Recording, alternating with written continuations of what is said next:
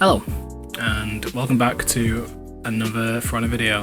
Today has been a very difficult time in terms of recording a video for Ocelotl. At first it was going to be, my kind of live reaction to playing him and then getting into a few Dominion games, which was the case at first. I did. Went into training mode, learned a bit of his moveset and went into Dominion. What I will say about Dominion is it was awful. I just got absolutely bummed. Like, literally, I think the first game was like 1,000 to like 70 points. It just really wasn't a good game. So then we decided to take it into duels instead. Recorded a few duels, and then turns out the microphone did like, I forgot what it was, like the peak of the microphone or something. It was just awful. So that entire kind of video I did with my live reaction and stuff, my voice was far too quiet. So we've decided instead I'm just going to do another voiceover. As much as I hate the voiceovers, this is probably the better idea, and then just have some games in the background. You can listen to me drone on about my opinion on Ocelotl, or you can just like kind of switch your brain off and just watch the gameplay. But yeah, I will preface this by saying massive opinion warning. I'm not exactly an Ocelotl expert or a main or anything like that. I've literally got 15 levels on him, so my opinion isn't gospel. Before I also get into it as well, sorry for the long intro, if you hear any noises in the background, it's my brother and can't necessarily help it, so I apologise for that. So yeah, let's get into it. Ocelotl was released yesterday, so for those that watch this in the far future, it was the 27th of July of 2023, and to be honest, there was quite a lot of hype surrounding him. We finally got a CG trailer after like 3-4 heroes. It's quite nice to see. Seems like Ubisoft are getting a little budget back and stuff like that, and has he lived up to the expectations is kind of what I'm getting at. Yes, in the fact like he's quite unique in terms of his feats and his aesthetics. Like, his arm pieces are so cool, honestly. Easily the best armor sets in the game for a new release hero. And No being he's a bit boring. I'm not gonna lie, he's like, in terms of the Outlanders, and so what I mean by that is Pirate, Pharaoh, and then Magi, I would consider Ocelotl like the most balanced out of all of them. So when Pirate first released, I knew how to deal with her, and she was quite broken. Like, she was the bane of a lot of people's existence. Magi was fairly underwhelming. His first stance didn't really bring much to the table. Yeah, it was sick for confirming attacks, but if you didn't really have a teammate, or if you yourself didn't know what you're doing because you're new to the character, then he was kind of useless. Like, the only good thing I would say about him is dual wield stance, where he has the infinite bash mix up and his unblockable chain. And then Pharaoh, like, honestly, genuinely, I hope all Pharaoh mains die in a fire. I hope every single Pharaoh dies, because Pharaoh, she has dodge recoveries on everything. Her bash, her bash is a flipping back directional X. There is no startup animation. What I mean by that is that you don't have to dodge forward to gain access to the bash. It's literally what they did with Griffin. Griffin first released, and he had the directional back bash, where you didn't have to dodge forward or anything like that. It was broken because you couldn't really react to it, and it's a read-based game, but how the hell are you supposed to read something that comes out almost instantaneously with no kind of startup? And they thought, actually, you know what, a great idea, let's put that on a Fear instead. And it's like, why? What actually is the point? The reason why Griffin did so well is A, because of that bash, and his 50-50 mix-up. She literally has, like, honestly, her 50-50, it's not even a 50-50, it's like 100 to her. Like, almost no matter what you do, you are going to get hit by something of a Pharaoh. Whether it's the light attack that tracks you across the map if you dodge incorrectly, the heavy attack that tracks if you dodge incorrectly, the undodgeable top heavy will hit you if you dodge incorrectly. You've got the bash as well if you don't dodge correctly. It's stupid. Honestly, she has everything. And let's get started on the fact that from a bash, she can then hit you into a wall to confirm another heavy, to confirm another bash, and do it all over again. It's insane. It is absolutely insane. She has an infinite chain. Like, if you just just don't make the correct reads, you're dead no matter what you do. And obviously, this game is very read-based, so it kind of goes with a lot of people, but Aethera is just stupid. She's stupid. Why on earth would you make it so she has an infinite wall splat chain? Wasn't that a problem with Centaurian? Because, oh, his cutscene, people were crying about his cutscene. What is this then? What is this not considered a cutscene then? Getting bashed? Then what is it? The right side wall splat into a top heather, into a possible bash, into another possible wall splat. It's insane. So why is that still a thing? After so long, why is it still a thing? I hate Aethera players. I can't stand them. I literally cannot. I hate them all. I hate them all with a passion. Every single Aethera player needs to die in a horrible, tragic way. I can't stand the character. She upsets me so very much. And, you know, I don't even know what we can do to nerf her, because every time I see it, I just think, I'm going to quit. I'm done for the day. I'm not playing this game no more. Literally, every single time I see it, I just think, I give up. I'm not going to win. Unless they're complete, like, the thing is as well, even if you are completely new to the game and you pick up Aethera, you'll win so many of your fights. That just goes to show how stupid of a character she is. I'm sorry, but no rep 1 player, rep 11 player should be able to beat someone high reps. And yes, I am projecting here. They shouldn't be able to beat a high rep just because they're playing Aethera. And they can just press buttons and get away with it. Because my dumbass doesn't know how to read a character with every single thing in the book. She has everything. But yeah, that I think that's tangent over. Anyway, let's get to Ocelotl, shall we? So, my opinion of Ocelotl, as I started in the beginning, is that it's a bit boring for me. We compare it to Highland, for example. Even though Highland is weak as, he's still very flashy in a way. So even from the simplest things of getting a light parry, you think you're sick because of how flashy it looks. You know, light parry, going to offensive form, possibly kicking and then grabbing, doing your own little cutscene and stuff like that. Ocelotl, it's just like, I'm bored playing him. I'm actually bored playing him. As a new character, he's easily the most balanced out of the Outlanders heroes. He does have oppressive offense, but also his neutral lights are so reactable and easy to parry. It's them follow-up lights you gotta be afraid of. To get into his blockable mix-up, I think that should really change because of like people like Lordbringer, Radar. He should be able to go into his unblockable chain after 2 lights, heavy light into unblockable, instead of, you know, heavy light or light heavy into a non-unblockable chain. It just means his offense is kind of obsolete because all they've got to do is just parry that heavy and you can't even get you unblockable unless you like kind of backstab and stuff like that. I think his feats are really cool.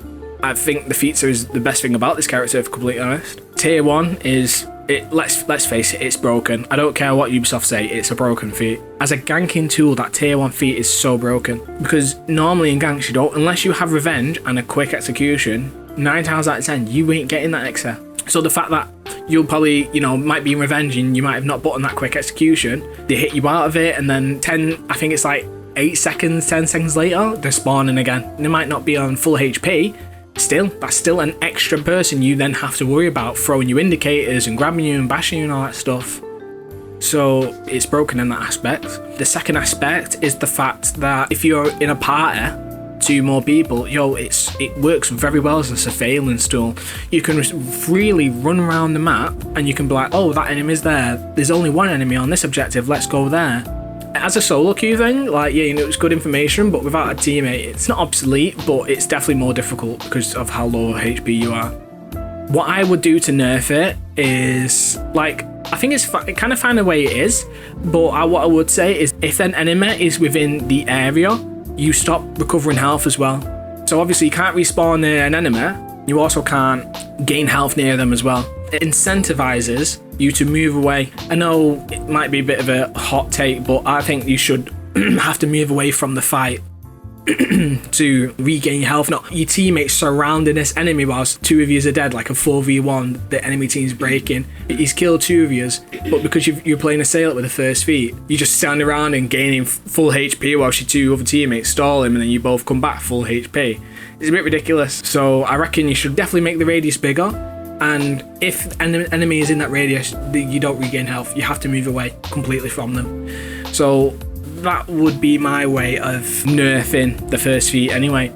With his second feat, the eventual map, that's fine. Reveal a location, take extra damage, that's fine. It works that when you are killed, so it's kind of risk reward kind of thing. It's like, oh, you get, you know, you're killing, but then you're obviously exposed, blah blah blah. I'm not even going to pronounce that. I'm not even going to pronounce that. Yeah, no. I'll put it on screen, don't worry. But yeah, this feat here, yeah, that's fine as well. Rewards you for killing enemies. Is a Trapper's Reach, however, I believe it needs a nerf. It's a 4th tier, which is completely understandable. Like, if you're going to nerf... What I will say, if you're going to nerf this feat, you nerf Fire Flask. Like, that has been in this game for so very long, and it's still not been nerfed. It's still the most stupid feat going.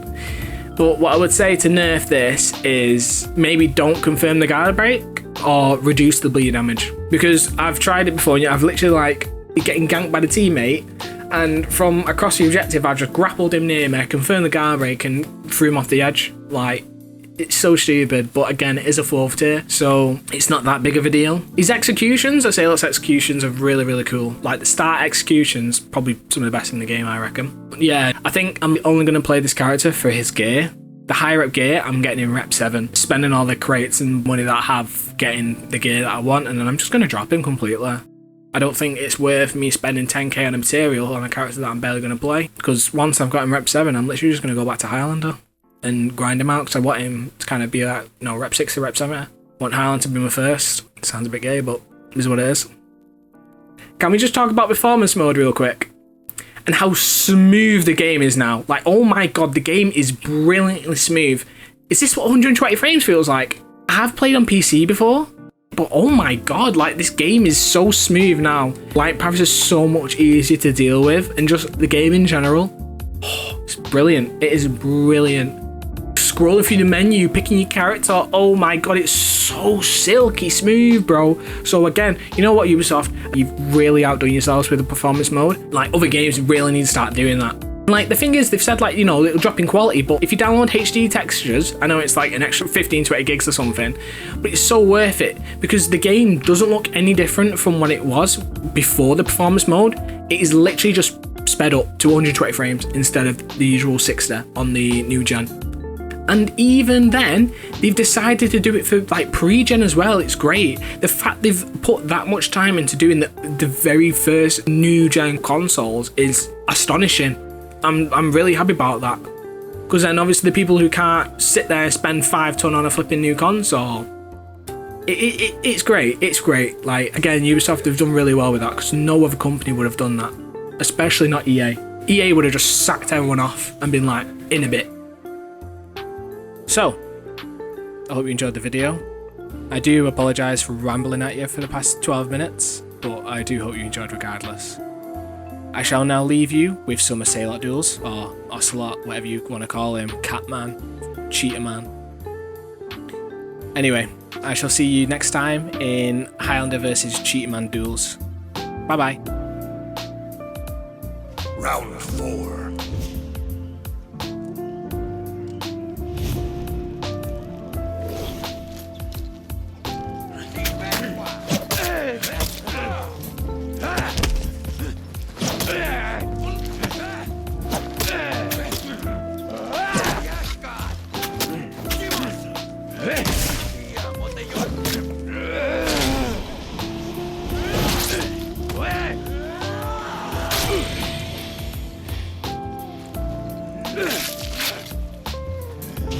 Victory!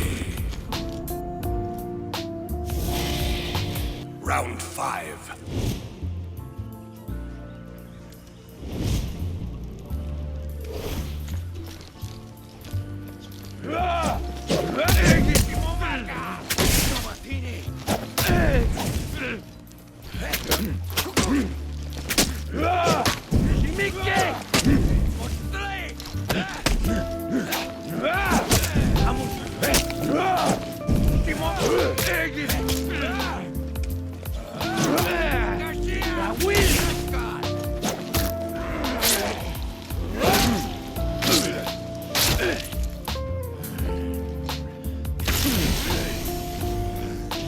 Victory!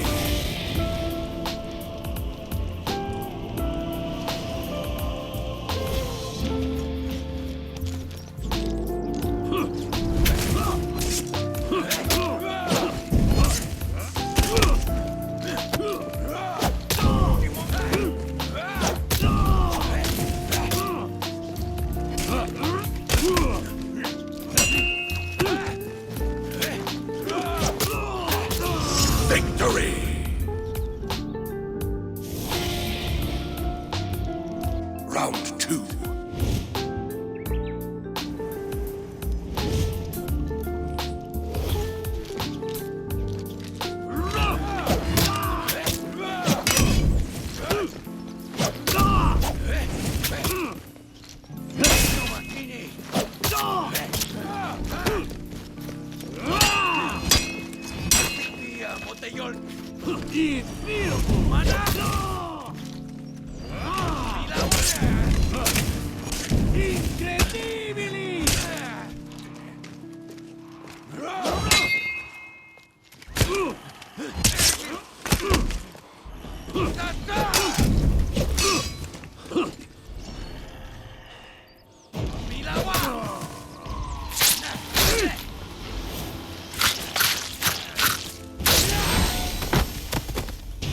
Victory!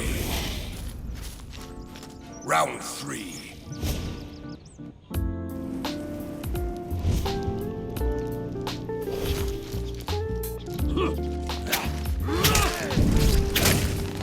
Incredibili!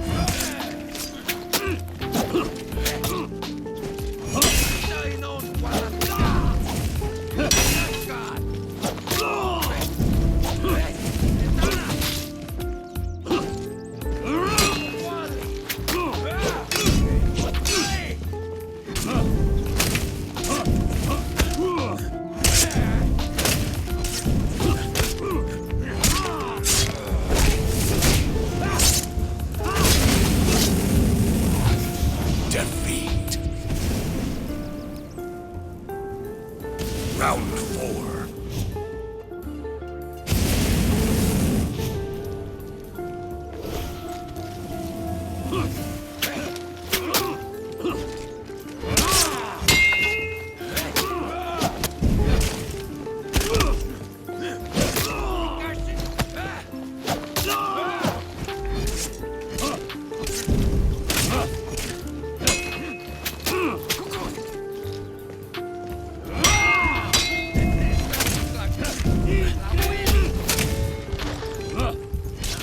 Defeat.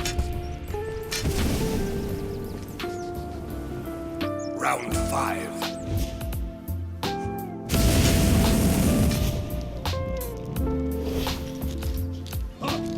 Incontinent!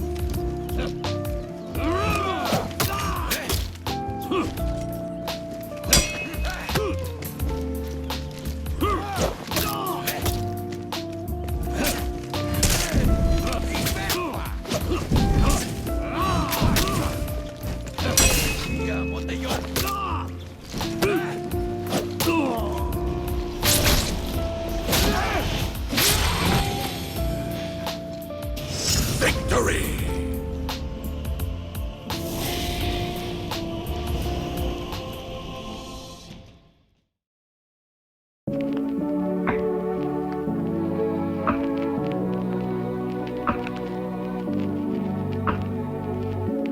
You see here, kid, you gotta just go for it. Don't think about what comes after or what came before. You just gotta bend your knees, take it